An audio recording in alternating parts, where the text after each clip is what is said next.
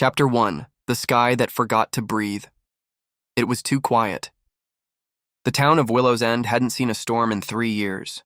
The air that morning smelled like salt and stillness. Church bells didn't ring. Even the dogs stopped barking. At 7:14 a.m., an alert blared through the mayor's old emergency radio. Category 4 hurricane forming 20 miles offshore.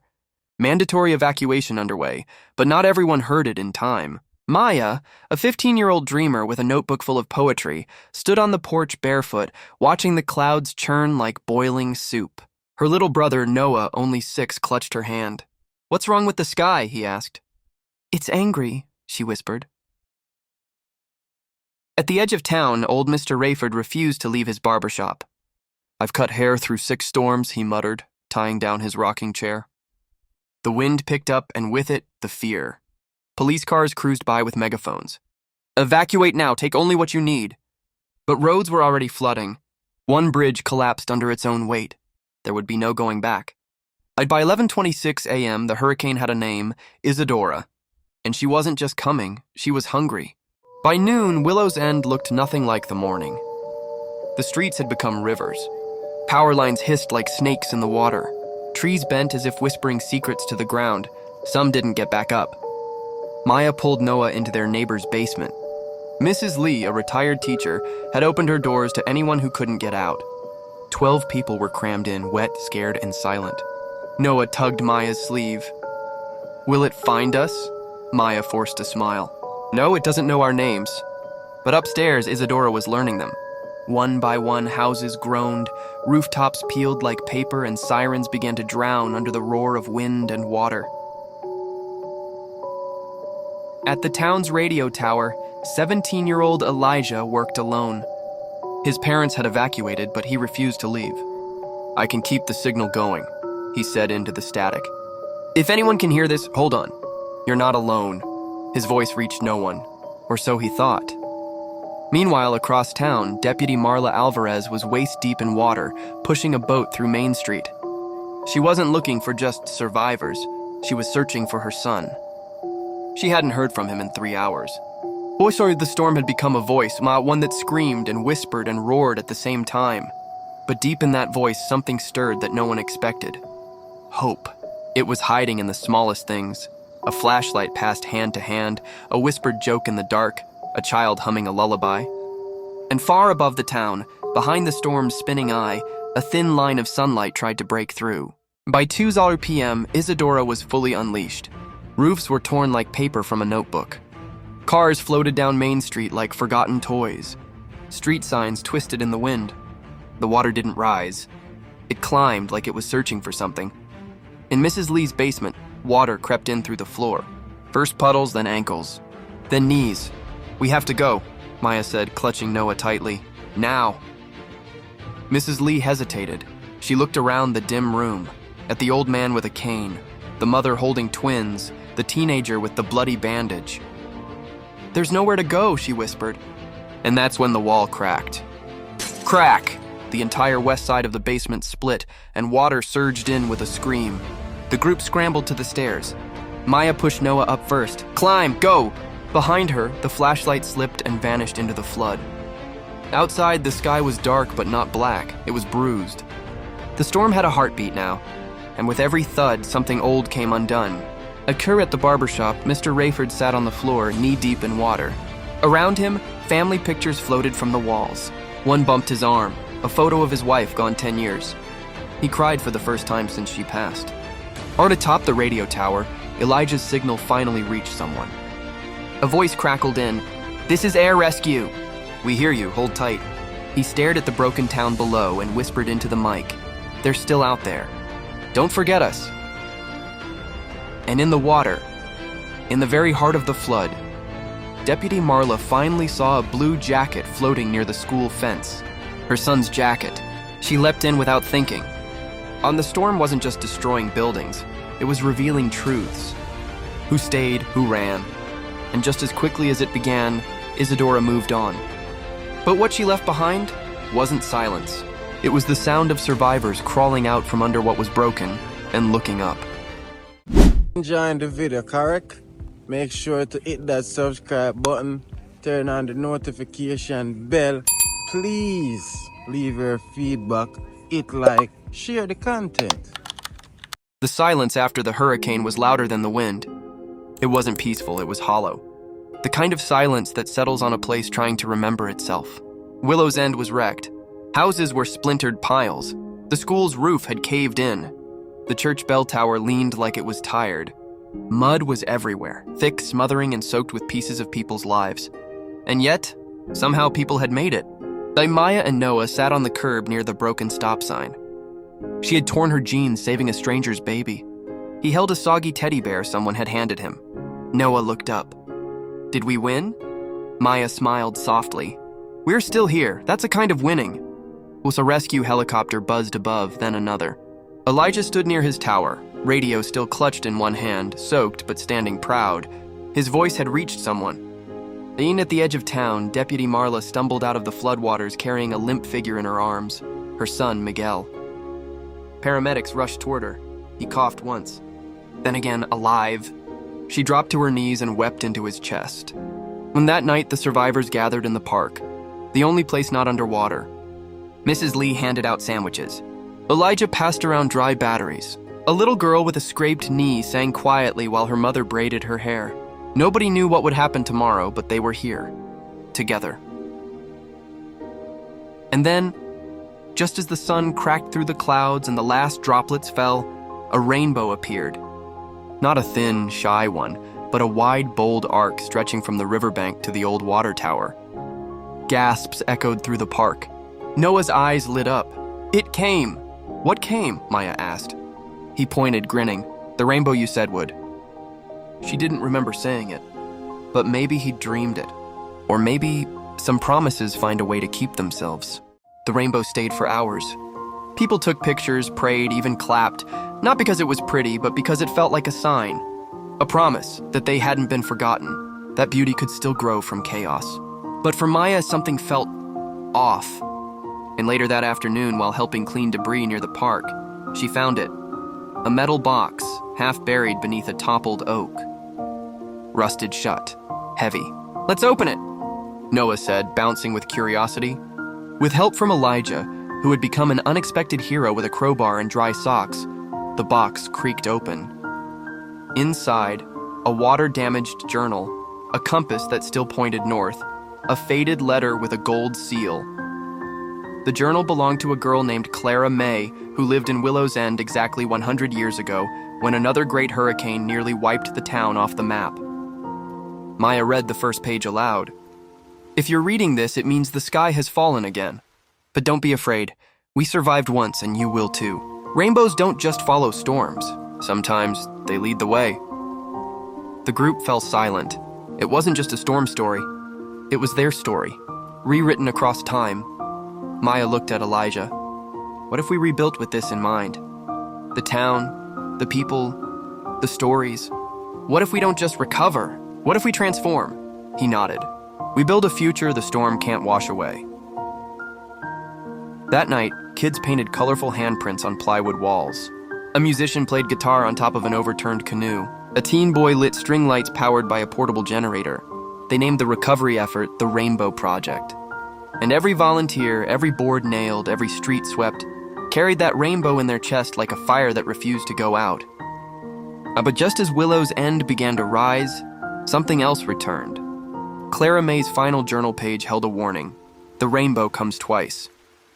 And no one knew what that meant. Not yet. The town had taken its first deep breath since the storm. Children were back to laughing. Tarps covered rooftops. Deputy Marla started organizing town-wide patrols to protect supplies. Elijah ran a makeshift radio station, now known as Hope 88.7. But Clara May's words haunted Maya. The rainbow comes twice. She read it over and over in the faded journal, her fingers tracing the trembling cursive. It wasn't a poetic flourish, it was a warning. Later that week, while helping clean out the flooded library, Maya discovered an old town map tucked inside a copy of The Wizard of Oz. But this map was strange. It showed a version of Willow's End that no longer existed. There were markings in red ink. Old drain tunnel. Storm cellar number 4. And one word circled in shaky script. Return. She took the map to Elijah. "I think Clara May knew something about the land," she said. "About the way storms behave here. What if the hurricane was only part of it?" Elijah raised an eyebrow. "You think it'll happen again?" "No," Maya paused. "I think it's already started." At the edge of town, the floodwaters had left behind a marsh, one that hissed at night. Strange lights flickered over it like fireflies, but colder. The air smelled like electricity before lightning strikes. People began reporting whispers near the water. And then, Mrs. Lee disappeared. She'd gone out to hang laundry, never came back. Deputy Marla found only one thing in the muddy grass: a drawing. A childlike crayon sketch of a rainbow, then upside down. Back at the school shelter, Noah had a nightmare. He woke up screaming, "The sky's falling again! It's coming through the colors!" Everyone brushed it off except Maya. She opened the journal again, flipping to the last page. This time she noticed something strange. The ink shimmered. She held it to the lantern. And beneath the words, "The rainbow comes twice," a new sentence appeared. And the second one, "takes more than it gives." Enjoying the video, correct? Make sure to hit that subscribe button, turn on the notification bell. Please leave your feedback, hit like, share the content. By now, the people of Willow's End believed they had seen the worst. They hadn't. The second rainbow arrived 3 days after Mrs. Lee vanished. It appeared just before dawn, enormous, glowing, unnatural. Its colors were too vivid, almost electric. Instead of stretching across the sky, it looped vertically, like a tunnel descending from the clouds. And it didn't shimmer, it hummed. Maya stood in the middle of the square, frozen, watching it bloom. Elijah stood beside her, his hand gripping the radio tighter than he realized. "It's not just light," he whispered. "It's pulling something." Around them, pets barked and howled, birds flew in circles, and a pressure fell over the town. Not weight, but memory, as if the town was being remembered by something else. Then it happened. A boy from the shelter, 9-year-old Curtis, walked straight toward the rainbow's light. No hesitation, no blinking, as if something had called him. Deputy Marla screamed and ran after him. She grabbed his arm inches before he crossed the glow. His body was ice cold, his eyes blank. "Curtis!" she shouted. He blinked, looked around, began to cry. I heard Mrs. Lee," he sobbed. "She said the rainbow was her doorway home." That night, dozens reported similar whispers.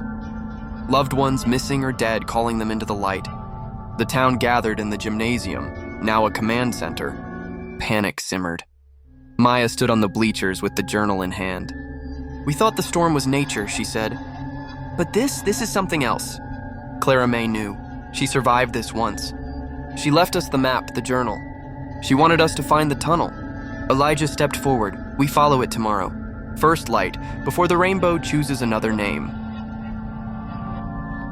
At sunrise, a small team gathered. Maya carrying Clara's journal, Elijah with his walkie and flashlight, Deputy Marla ready for anything. And Noah, who refused to stay behind. "We need someone who believes," he said. "And I believe in you." Maya kissed his forehead. "Then stay close." They reached the place circled on the map, an old shed near the marsh, barely standing. Underneath it, hidden beneath moss and stone, they found it. Storm cellar number 4. The door creaked open with a hiss, and beneath it, a long staircase disappearing into colors that shouldn't exist. The stairs spiraled down forever, or maybe just long enough to forget the sky. Each step they took, the air changed.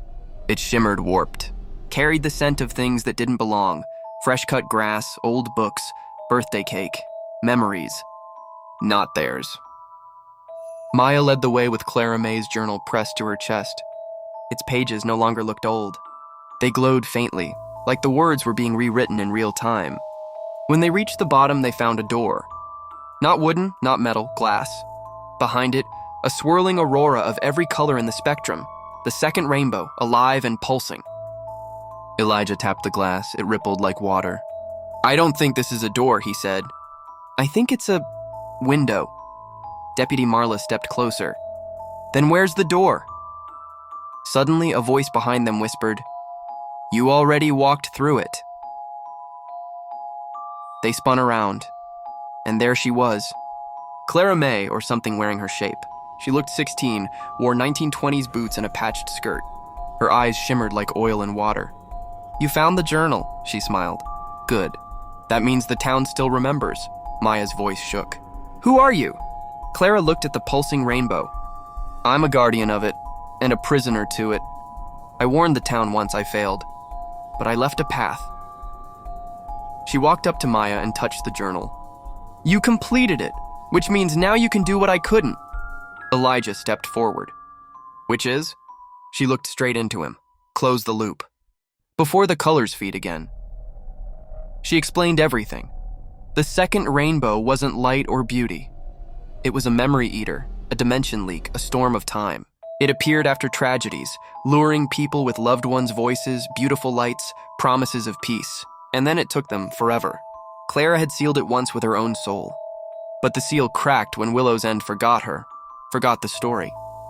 Now it was feeding again, and the only way to stop it was to remember. Together, loudly. "You need the town," she said. "Every voice, every truth. Every pain, but how?" Maya asked. Clara pointed to the journal.